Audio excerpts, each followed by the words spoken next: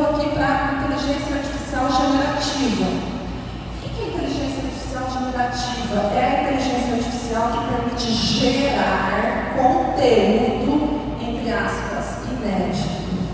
Bem entre aspas, porque de inédito não tem muita coisa. Mas, do ponto de vista do algoritmo, é uma geração de conteúdo e esse conceito tem uma importância muito grande. Mas o que eu queria chamar a atenção aqui nesse slide é que a gente tem uma série de trabalhos que permitiram chegar nos modelos generativos avançados. E eu faço destaque aqui para esse trabalho Perceptron, que é um tipo de modelo para neurônio artificial, que foi duramente criticado aqui, ó, por esses dois pesquisadores em 69, e olha quando que vem a próxima grande marco, anos depois. Porque com a crítica que o Minsky e Papert fizeram, Estados Unidos principalmente, cortou o financiamento dessa área de pesquisa. Tá? A crítica era, não vai dar em nada. Para, porque não vai dar em nada. Eles mostraram matematicamente um problema e, enfim, não vai dar em nada. Mas teve gente que teimou, né? Que confiou. Foi lá, pesquisou.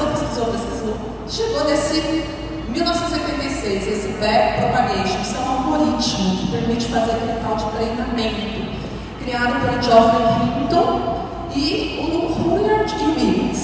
Hinton ganhou o prêmio Nobel esse ano da física, né?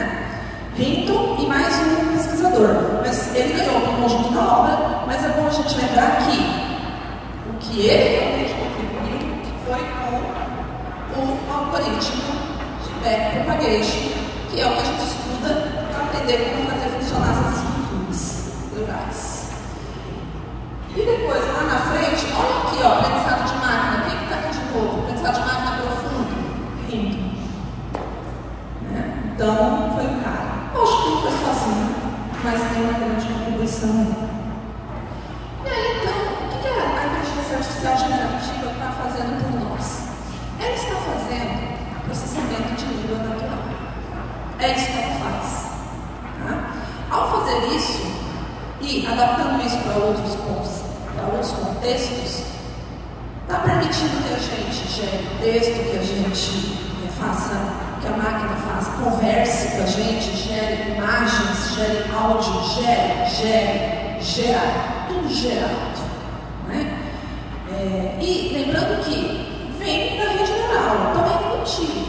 Logo, para conseguir fazer toda essa estrutura que a gente vê, precisa de dados, treinamento, máquina, e o raciocínio indutivo é falho.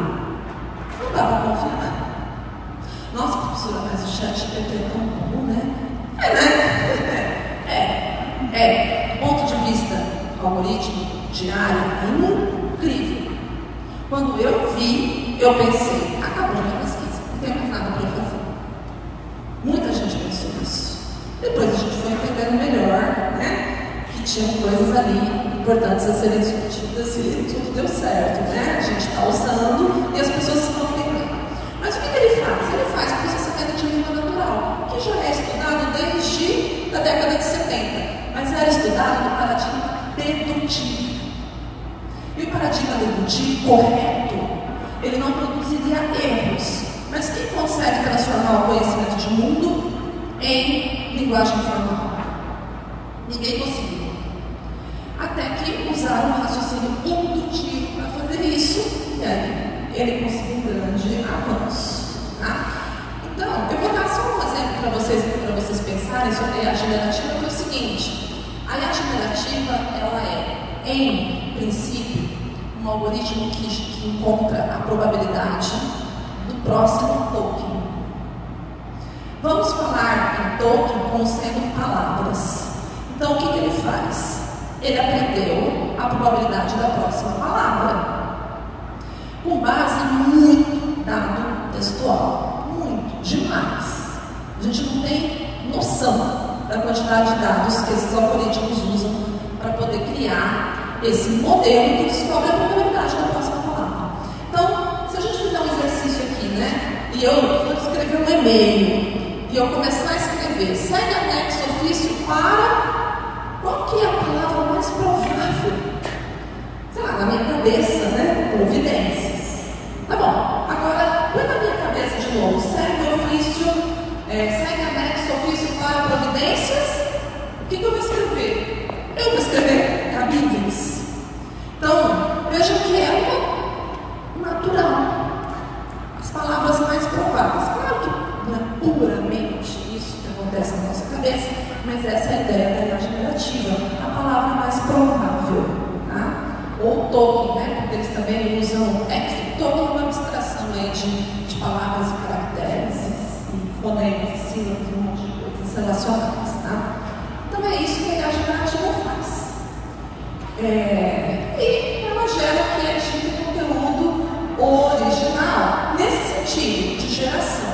Mas, se eu perguntar para vocês qual é a capital de um estado aqui no Brasil, vocês rapidamente vão me responder. Quer dizer, talvez a gente pense um pouco, né?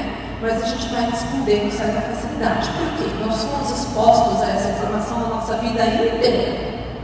Mas se eu perguntar para vocês qual é a capital de um estado, de uma província italiana, de um estado americano, alguns vão saber, outros não vão, muitos não saberão. Por quê? Porque eu tenho capacidade? Não, porque não é exposto. E é isso que acontece com a IA generativa. Tá? Ela é exposta a uma série de informações e ela é capaz de reproduzir. Só que ela reproduz com um grau aí